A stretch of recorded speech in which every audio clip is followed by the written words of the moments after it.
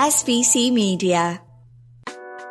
Welcome to the iGaming Daily Podcast, analysing the news from the betting and gaming industry all over the globe, supported by Optimove, the #1 CRM marketing solution for the iGaming market. Pete Rose is on the brain this week thanks to news that the MLB has banned a player for life because he was betting on baseball. Tucupita Marcano joins Jontay Porter as the latest cautionary tale for athletes in the post-PASPA age. We're going to break down what he bet on and how he got caught, as well as provide a quick update on the Porter situation on today's episode of iGaming Daily. iGaming Daily is presented by Optimove, the #1 CRM marketing solution for the iGaming market. 56% of the EGR Power 50 personalized player experiences with Optimove, and you can join that illustrious group. That offer for a first free month from Optimove is still on the table. Use the link in the description below, optimove.com/SBC. I'm Jessica Welman, editor of SBC Americas, joined by media manager Charlie Horner.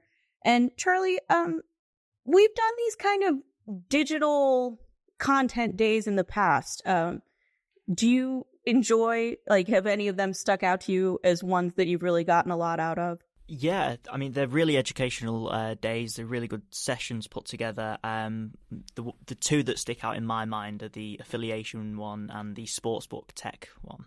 We had a player protection one I really liked as well. So we've got another one of those coming up. SBC Digital Innovation Payment Expert.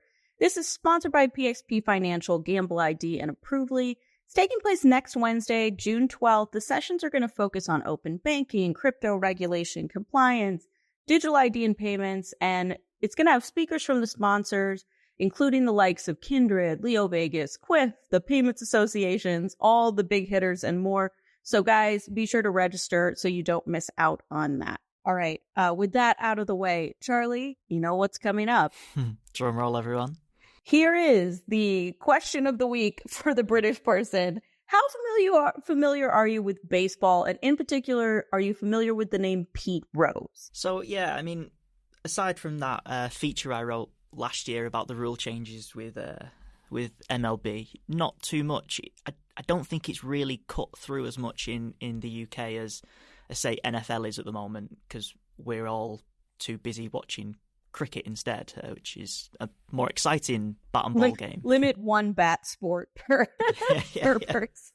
Yeah, so Pete Rose, though, that means nothing to you then? No. So Pete Rose was, when I was probably 5-6 years old when he was caught betting on baseball and banned for life, disgrace of the game. One of these guys that should be in the Hall of Fame, but because he bet on baseball, no one's going to put him in the Hall of Fame kind of thing. And now we kind of have our modern day Pete Rose. Tucupita Marcano is a player on the Pittsburgh Pirates who was found to have been betting on baseball, and in particular actually bet on the Pirates in certain games while he was on injured reserve. So he wasn't in the lineup, but he was betting on his team. And for that reason, he has been banned for life from playing in the league again. It's a huge story, this. We've had numerous of these over the last 12 months across different US sports and actually in some European sports as well. But this is probably the most harsh punishment. I mean, banning someone for life is a real... it's a huge moment, because the MLB has really put its foot down and said this cannot happen. Well, and then you've got the whole Ohtani thing, right? With his interpreter, I guess not Ohtani, but the interpreter, I believe, is pled guilty in court or is about to plead guilty in court for his involvement in an illegal casino or illegal sports book. These were done through a licensed operator. According to the reports, he placed 231 different wagers on Major League Baseball. He's also not the only one that kind of got caught in this situation. 1 year suspensions to 4 other players: Michael Kelly, Jay Groom, Jose Rodriguez, and Andrew Saalfrank.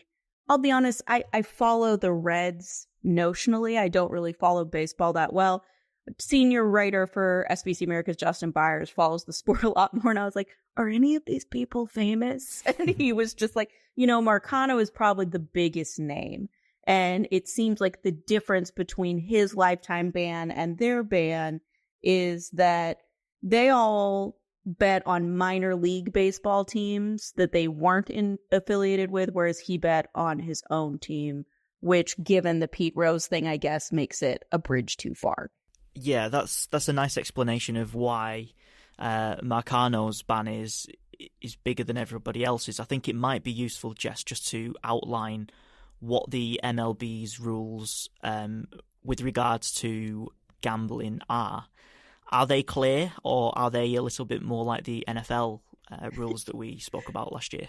Yeah, remember how confusing the NFL ones are? It's like, well, if you're in the parking lot, you can't, but if you're across the street, you can. No, MLBs are extremely straightforward. You cannot bet on baseball.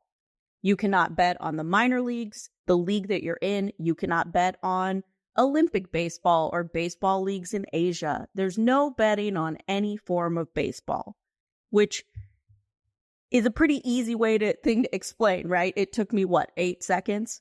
Yeah, it's really clear, really easy to follow. Well, for most. And it's reminiscent of football over here, or soccer. You can't bet on football, soccer, anywhere in the world if you're a player, because it's easy to follow. There's none of this NFL confusing rules. Like, you can bet on college football, but you can't bet on pro football. Yeah, it's not complicated. Yeah, and I think you're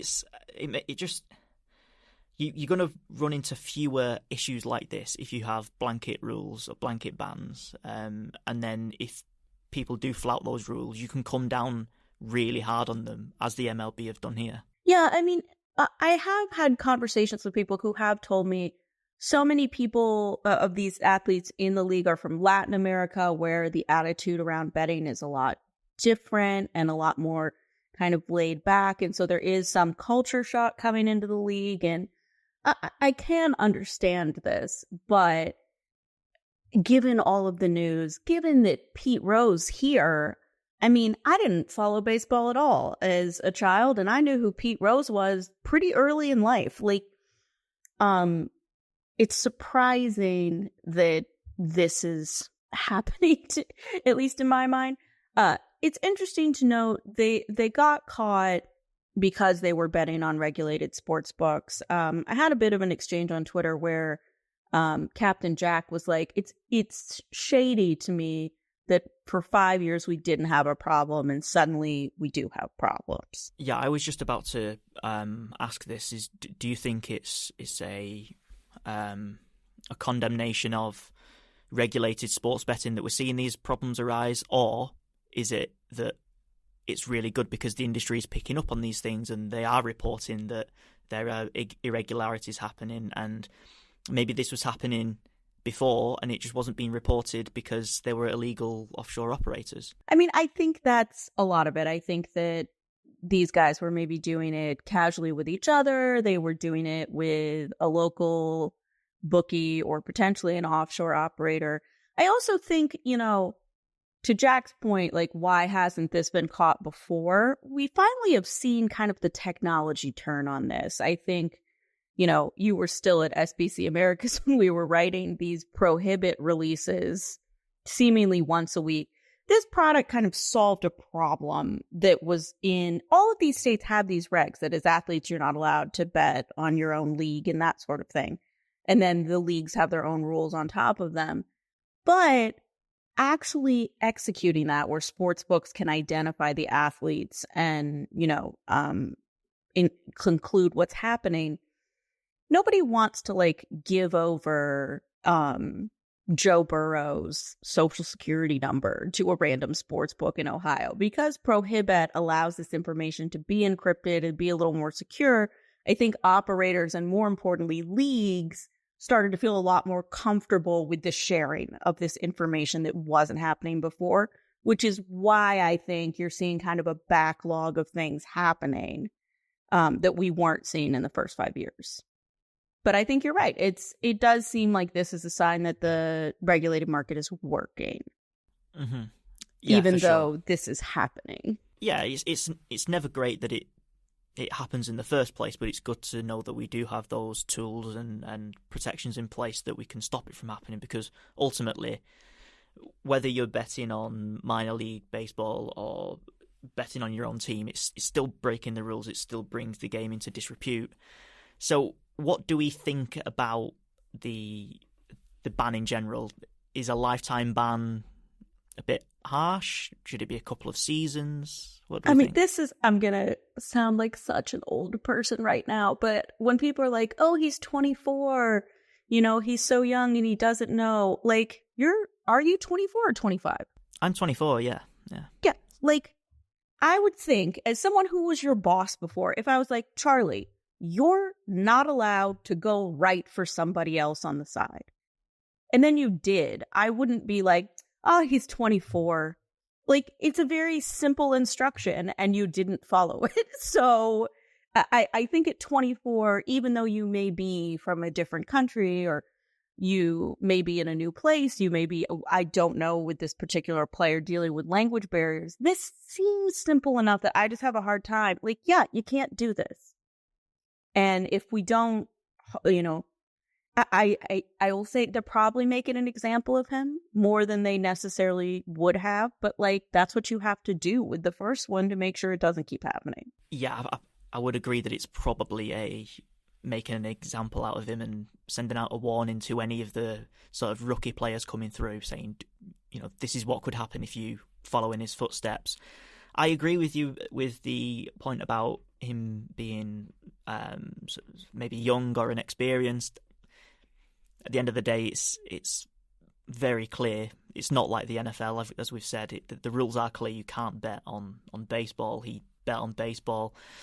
But taking away his career, livelihood, okay, sure, he's not got a divine right to be a professional baseball player, but I can see where some people might argue that you're taking away this guy's career away from him because of some mistakes, albeit he bet, was it over 200 times? I was going to say, so he made the same mistake 231 times. Yeah, there's a point where... This isn't an oopsie, Like, this is like, you messed up over 200 times. Yeah, I think that's probably an aggravating factor rather than a mitigation. So, I would imagine that anyone who was thinking of flouting those rules might think again. Yeah, I would think so too. It's here's what I will say too. Like, I'm going to be cynical for a second. So on the Reds, there's this really exciting young player named Elly De La Cruz, who is a superstar. Everybody has agreed this young guy is just an absolute stud.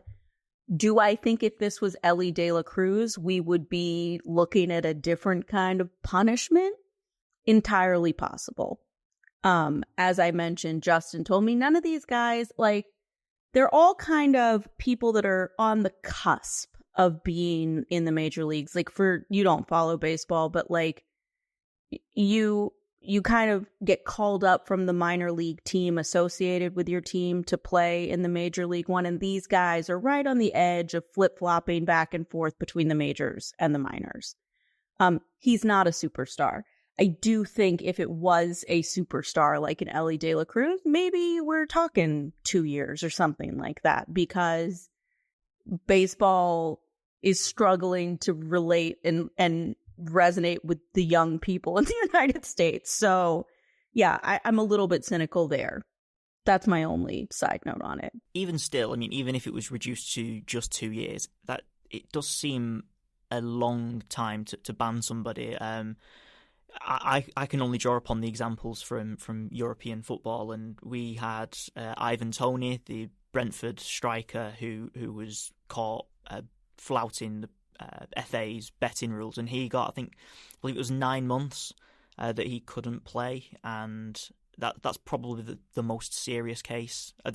Or a player about 7 years ago got an 18-month ban, but we've not seen too many of these 2-year plus bans, and certainly not banned for life. Yeah. We have a little bit of an update on the other one, the other banned for life story, Jontay Porter. There was an arrest made in connection with this week.